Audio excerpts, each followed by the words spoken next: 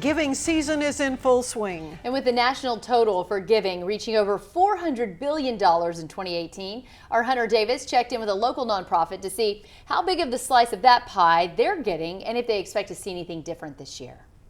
'Tis the season for giving. Thanksgiving's coming up and people get very generous. And nonprofit organizations are looking to finish up their fundraising. Right now, even though it's already November, and we like to wrap up the official part of our campaign in November, we're probably at about 40% pledged. But we know that our biggest accounts, which are some of the educational organizations and municipalities, and that's probably about the biggest part of our campaign, have just started. So we're still optimistic we make our goal and hit our targets for fundraising.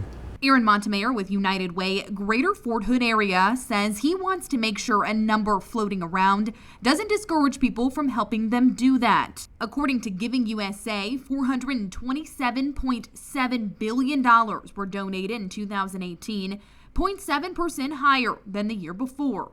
But of those funds, local organizations like the Greater Fort Hood Area United Way don't see much of it. Of the $400 billion, our share so far is about $500,000. With the rest of the money being split between 9 categories of nonprofits. The top 3, religion, education, and human services, making up more than $234 billion combined.